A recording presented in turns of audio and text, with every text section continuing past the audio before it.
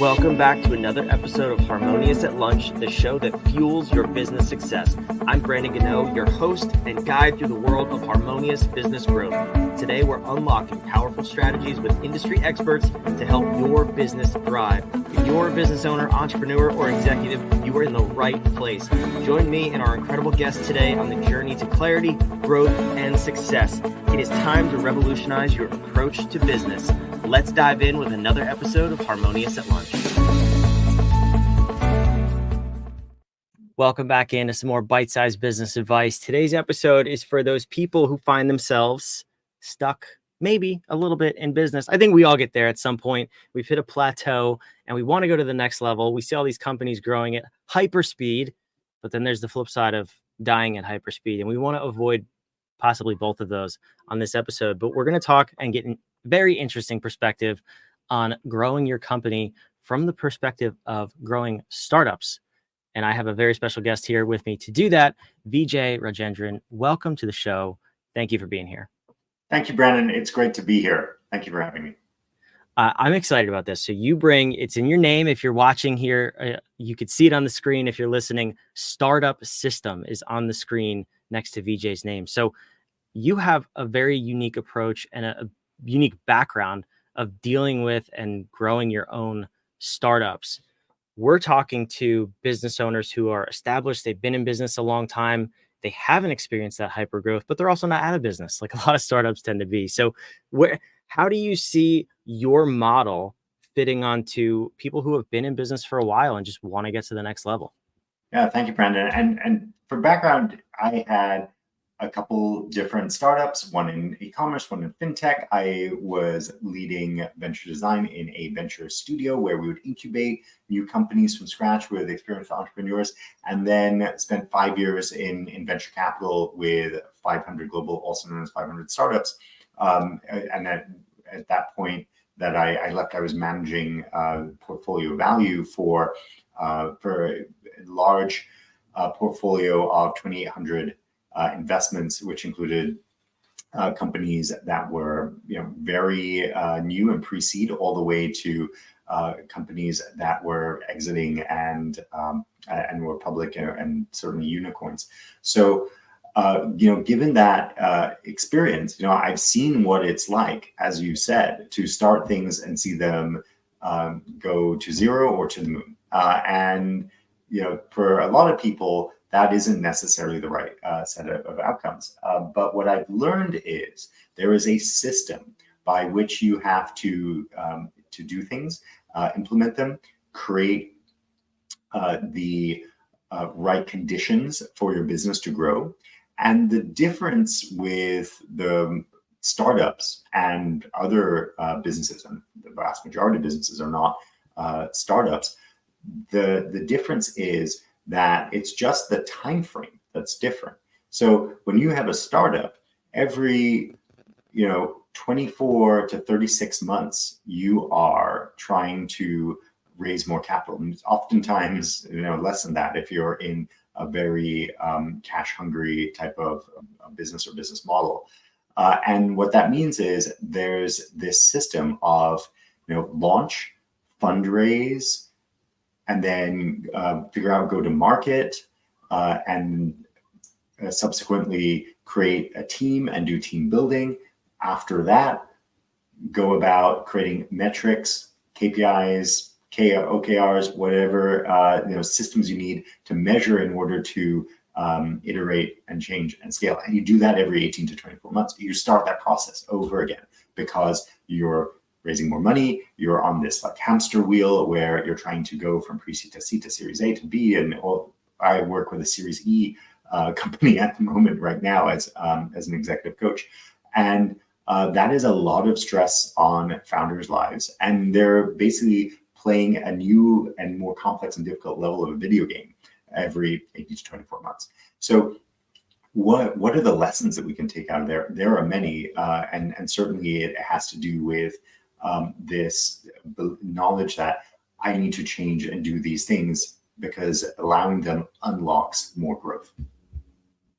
I love that. And it's the video game analogy, I think is really clear for a lot of people. I can remember when I was a kid, whether it was Super Mario Bros. Or you could tell I didn't play a lot of video games, right? Whatever the level was where you had to get to the next one, Of course. the first couple levels, you can get there. Just like you open the box, you put the game in, and you do it. As you go further and further, you start to die or fail or whatever, and you have to practice that level over and over and over, and it takes longer and longer to up level. That's an interesting analogy because in business, you can't die. I mean, if you die, you're out of business. But how do you see that overlap between startups who are going through this evolution and also the small business owners and entrepreneurs listening to this? I mean, you said it, we have to up level. So how do you effectively do that without quote unquote dying in the video game? So what I have observed, and again, startups are just like doing so much in a compressed time, is that you go from being someone who had a curiosity about a problem they wanted to solve. They built a product. And so you were the creator of a thing. You go from being creator of a thing to one day being the founder of a startup, which is now this is a business. And we're trying to sell that thing and get from post product to post revenue. And now you go from that to, managing dozens of people, going from 10 to 100,000 to $1 million in revenue, and you're the CEO of a startup. And that is a big jump because there, in terms of the communication, the architecture of your company, in terms of the organization and how much bigger it's getting, and then subsequently go from being CEO, founder of a startup to CEO of a company, and then eventually a leader, and sometimes a publicly facing leader, which you never had to do before, of a large and growing enterprise. And so you have these like evolutions, and everyone has to up level, and nothing prepares you. There's lots of management books out there about leadership. It turns out, whether you've read any of the books that you would find in like an airport bookstore, like they won't like turn you into that CEO. You have to adopt new behaviors. You have to take action, and you have to try new things and unlock your own genius, and figure out with the things that are in your zone of genius and how to bring that out, and then bring out the genius of others around you. Then you can accomplish great things, and then that's how people succeed. And so what I observe about people who are up leveling is they are very aware of their strengths. They are very aware of their weaknesses. They had to at one point be the chief everything officer, but then they went to a place where eventually they knew what the CEO had to do. And the CEO has like 3 jobs. The first one is make sure the business is funded, so don't run out of money. The second thing is set strategy. And the third thing is set culture and North Star for the organization. So everything else is really someone else's specialization. And you have responsibility for it because you're the chief executive, but there are these 3 indispensable jobs that I think, if we are running a smaller enterprise, let's say a 7-figure business, then we don't have the luxury of just focusing on these 3 things. We have to be the chief everything officer. But understanding how am I using new tools, technology, services to get time back to do the things that only I can do, and how can I be thinking about my own productivity and juggling with joy, as I like to call it, the many responsibilities and burdens of a small business owner. Like then, those are principles that we can start to adopt, and we don't have the luxury of necessarily doing like all of them, but that mindset allows people to up level faster than they would otherwise. Yeah, it's interesting. You didn't say anything about writing invoices and sending them to customers, and then following up on your sales calls as a CEO. All the things that small business owners are accustomed to doing. Yeah. And no, you also did not say you can drop them immediately. Like there's an evolution. We all understand that, but I think from what I'm curious to hear is from your perspective with the framework of the startup system, going from wherever you are now in business to be actually the CEO, or ultimately when we work with people, our clients, I want them to go beyond CEO and actually be the chairman of the board. I think it's way more, there's a way more freedom and flexibility. And that's really why you started your business. Mhm. But you have to go to CEO first because somebody's got to do that role. Yeah. So how do we get people from where they are to actually being a CEO without the venture capital? I mean, that's Yeah. the piece, right? The funding piece. We don't have that aggressive influx of capital. So how do we get there? So behind this is the idea of how do I spend more of my time working on the business than in the business?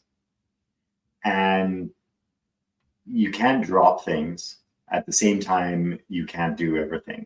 And so the best thing I find is to be thoughtful about how you're allocating your energy, knowing a lot about yourself and when you're at your best and when you're not, and then how to structure the things that you have to do around those times is much more valuable than figuring out how do I squeeze an extra 15, 30 minutes, like whatever, out of my day. So I'd say that is like the one like very tactical thing that I've seen people do effectively is to increase the quality of the time they're working and the energy that they're bringing to it. The other part about getting to CEO means there means different things to different people. So for some people, it means identifying these are the things I'm not good at, and I need to like hire somebody to do them for me.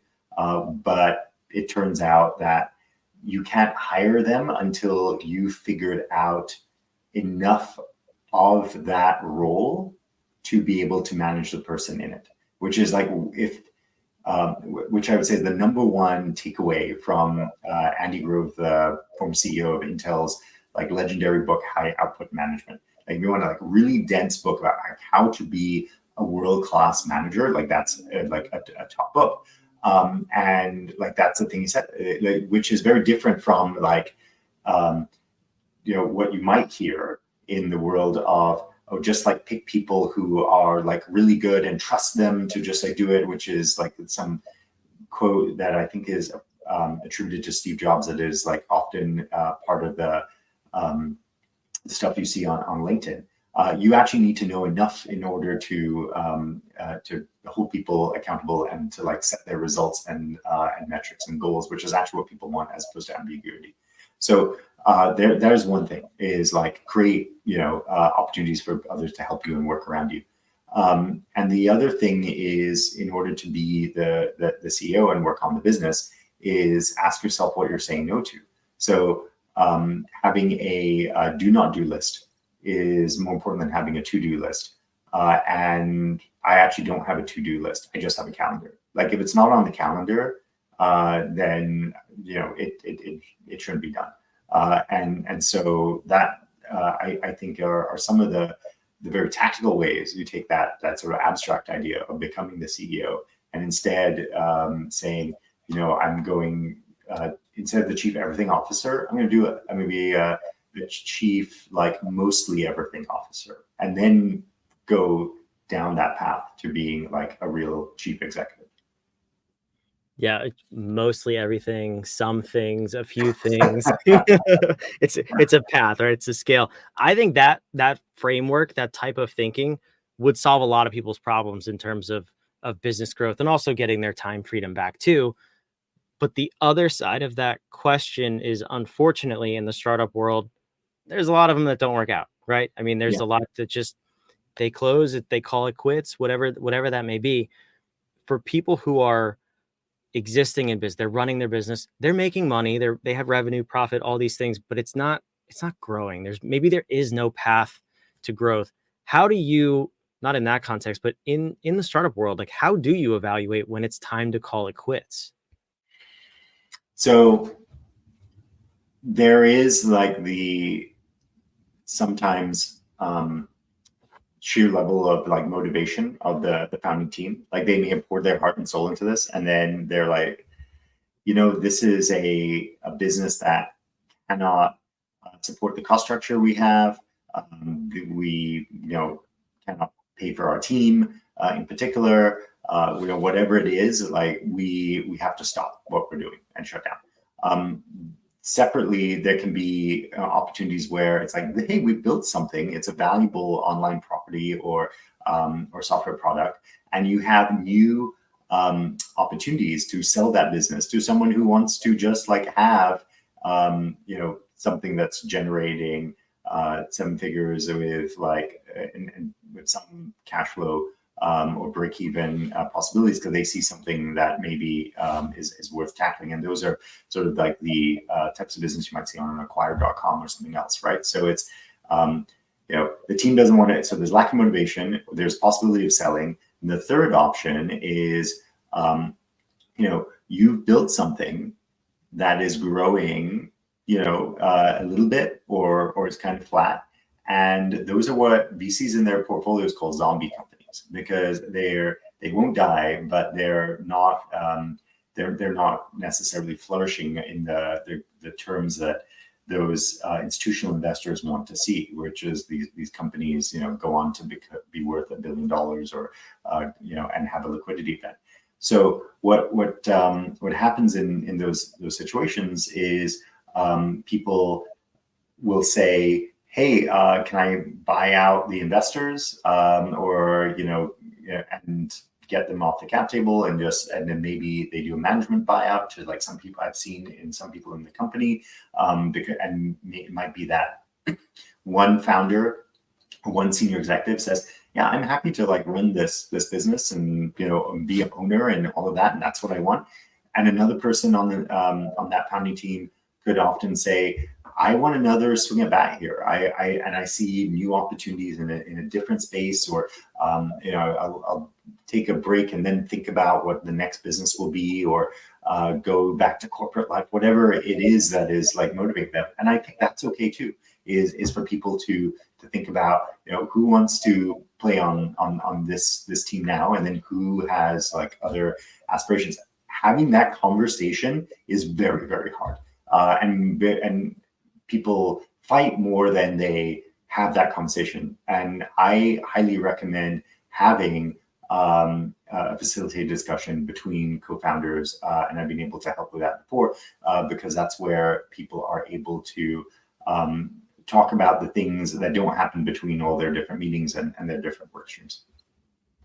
Yeah, I can only imagine how hard that is, because it's not even just the founder, co-founder, investors. Like you've employed people at that point, and you're talking about potentially laying people off, maybe unexpectedly, and it's a big decision. If you're in that position, again, not in the startup world, but business owners, entrepreneurs, 6-7 figure business, what are some of the things that you could do before you have to get to that conversation where you could potentially revive a zombie company? Like, based on everything you've seen in the startup world, are there things outside of the venture capital and investment that would inject some life back into that company? Yeah.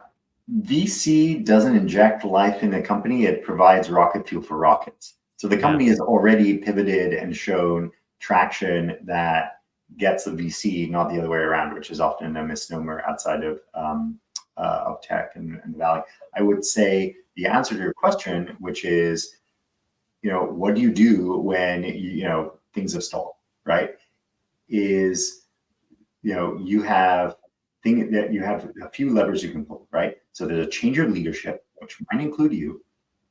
There is a change of the market, because you might be going after a product in a market that maybe but actually, people, they're just not open to change, and you need to like change your go-to-market motion or something like that. 3, there's some part of your team that it needs to have a significant upgrade. And so you may actually shrink the team, but have 10x players who are just as productive. 3, you may say, I'm actually okay to run this business, but I just need to be like a little more profitable, in which case you take an axe to the cost structure and you make some of those difficult choices you alluded to, which can include automation, moving things offshore, asking what are we really good at? Oh, we're really good at like sales, or we're good at customer success, or some aspect of that. Maybe we don't need to do our own development. Maybe that is something we outsource to something else, or or someone else who can do that. So I think there are many more levers in that final category, given the ability for us to do things with Gen AI and different types of like offshore and outsourced relationships that allow the business to continue. Again, assuming you want the business to continue and you're not just saying like, I poured my heart and soul in this, I've had a good run, I'm ready to hand it off. I shut down my first startup because it was growing a little bit, and it was not going to get to venture scale, and and I had like an offer to sell it, but it was going to come with terms of how I needed to work that just wasn't a fit. And so having a really difficult conversation, and then still you're going to like come to the most rational answer and not feel good about it, like going through the process of what you have to do next. So that having experience of that, having like worked with people who have experienced that, those are the levers you can pull, and you just need the clarity to follow through, even if it doesn't feel good. Yeah, no, it's a good point. And those are all real conversations and real things to look at. The reason I ask that is because people usually want to grow their business. Wherever they are, they're like, I want to grow my business. And a lot of times it's been flat for 5-10 years plus. And that's the time to ask those questions before you go and invest more, before you go and I don't know, maybe even shut it down. Like, think about why you want to grow it, and what are those levers you could pull, and are they worth pulling? So I think from the startup perspective, it's really, really interesting to see how quick they grow, but also pull the plug. And that's why I think this conversation is very interesting for small business owners. Exactly. And for some people, they know that the current situation is temporary. Like maybe it was during COVID or something like that. And so they went into so-called cockroach mode, where they just needed to survive. Yeah. And for others, they realize, something substantial has shifted, and we just need to make a hard pivot, and we need to be a completely different kind of business. And there are others who have thought about and written about pivots who are much smarter than me. Mike Maples has a new book about that. But your ability to accelerate your rate of learning is really important at the early stage, and it shouldn't go away. Like, you should continue to think about what is the smartest iteration for us to grab the most revenue for the customer with the greatest willingness to pay, even if that like someone doesn't like that, and then doesn't feel like that's their that was the original purpose of the business. Having the ability to adapt and the openness to evolve is very important. Yeah, really cool conversation. I appreciate it. Where can the listeners find out more about you? So I am at mystartupsystem.com. They can find out more about the work I do in the dimensions of the startup system. Again, I'm an executive coach to founders and investors and executives, and I'm pretty accessible on LinkedIn as well. And you can also just write to me at vijay@mystartupsystem.com. I love it. This is awesome. So I love to end these episodes with a question. And what if we believe that powerful questions get powerful answers? And in the context of this conversation, we're talking about going from where you are to growth, hopefully, and staying in business, or potentially finding something else, finding a different path. Yeah. But with that said, what is the powerful question you want the listener to ask themselves so that they can maybe find the answer of what's next for their company? I ask a lot of questions as an executive coach, and usually it's putting a mirror up to people, and I think there's the biggest question is, what is it that brings you the greatest energy? Because I think that is an unlock question to where people will be able to tap into the things that allow them to live for their purpose, that allow them to generate the wealth they want, to have a thriving business, because if the business is thriving, they're not, to draw on that energy to ultimately also find their freedom, which is why so many of us are entrepreneurs. I love it. That's a good question to ask too. So wherever you're watching, listening, ask yourself that question. See what comes up as the answer. Vijay, I appreciate you being here. My pleasure, Brandon. Thanks so much. This has been a real treat. For wherever you're watching, listening, also make sure you subscribe. Everything Vijay just said to go do and connect with him is down in the show notes down below. But subscribe. We want to make sure you're back on tomorrow's episode of Harmonious at Lunch. Let's help you grow your business even more. We'll see you.